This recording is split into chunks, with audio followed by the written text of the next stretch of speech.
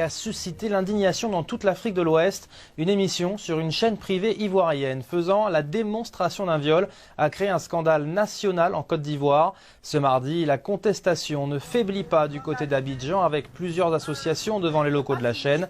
Elles veulent de vraies sanctions. Une pétition a déjà recueilli des dizaines de milliers de signatures. Pour l'heure, une plainte a été déposée contre l'animateur qui a été suspendu pendant 30 jours et la chaîne a présenté ses excuses. Écoutez ses réactions. Ce n'est pas possible juste de sanctionner un présentateur pour 30 jours. On ne veut plus voir Yves Dembélé à la télé. Nous ne voulons plus le voir.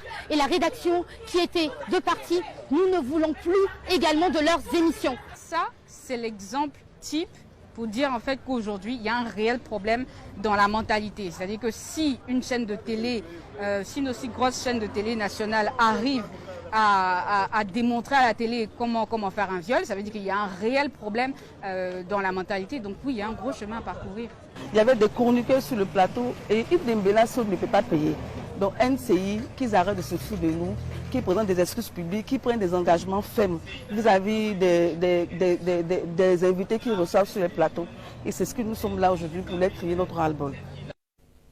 La Ligue ivoirienne pour le droit des femmes est à l'origine de ce mouvement de contestation. Un peu avant le journal, je me suis entretenu avec la secrétaire générale de l'association Désiré Dénéo et je lui ai d'abord demandé qu'est-ce qui l'avait choqué, en particulier dans cette scène.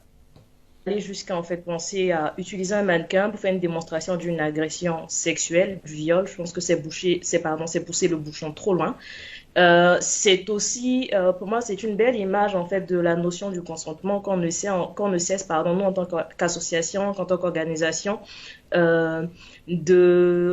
d'expliquer. C'est pour moi, l'inertie du mannequin, c'est l'inertie en fait de la femme qui est violée, c'est le silence de toutes ces femmes-là qui sont victimes de viol, qui n'osent pas en fait briser le silence parce que nous sommes dans une société qui est hyper patriarcale, qui est j'ai même pas dit qui tolère, mais qui banalise en fait le viol et les violences faites aux femmes. C'est pas qu'un simple dérapage en fait de la chaîne, parce qu'une émission, vous conviendrez avec moi qu'elle se prépare. Il y a toute une équipe en fait qui est en place. Aucune personne dans l'équipe n'a eu la jugeote de dire mais attention, on va peut-être pousser le bouchon trop loin. Le viol, c'est pas du jeu. Vous avez déclaré, je cite, la chaîne en question se fout des femmes ivoiriennes. C'est un petit peu ce que vous venez de dire également dans la réponse d'avant. Qu'est-ce que vous attendez de la part des autorités ? De la part des autorités, on a une réaction hier de la haute autorité comment on va dire ça, qui régule en fait les médias en Côte d'Ivoire. On a suspendu le journaliste pour seulement en fait 1 mois. Habituellement, ce qu'on a l'habitude de voir, en tout cas, cette autorité-là suspend le journaliste, suspend le média. Donc, on se demande pourquoi, en fait, le média, finalement, n'est pas suspendu. On espère aussi que la plainte que nous avons déposée contre la chaîne et contre le journaliste auprès du procureur de la République d'Abidjan aboutira, parce que le code pénal ivoirien, en son article 416, proscrit l'outrage public, en fait, l'atteinte aux mœurs. Et l'article 403 du même code pénal, en fait, décrit formellement le viol. Donc, on a une loi, on a une bonne juridiction en Côte d'Ivoire sur tout ce qui est en lien avec les médias. On espère que pour une fois, la loi sera appliquée. Quelle situation aujourd'hui pour une femme qui est violée en Côte d'Ivoire ? Il n'y a pas que l'étape où on brise la parole, où on brise le silence, mais il y a aussi en fait toutes les difficultés autour de la question du viol. Déjà, le premier élément, c'est aller porter plainte dans un commissariat de police, aller porter plainte dans une brigade de gendarmerie.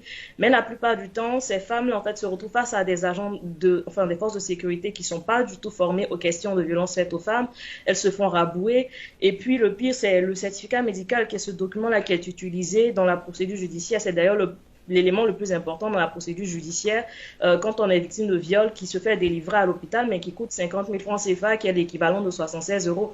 Donc il y a cela. Et à côté, on a également l'inertie d'un ministère de la femme qui attend à chaque fois qu'il y a une grande médiatisation autour d'une question en lien avec les violences faites aux femmes pour se prononcer. On n'a pas malheureusement, par exemple, de centre pour des femmes victimes de violences, victimes de viols. Donc il y a tout ça, il y a toutes ces difficultés-là auxquelles sont confrontées les associations de défense des droits des femmes et les associations qui luttent contre les violences faites aux femmes. Voilà les explications de Désiré Dénéo, la secrétaire générale de la Ligue ivoirienne pour le droit des femmes. Direction la Zambie à présent, où il y a tout juste une semaine, Hakainde Hichilema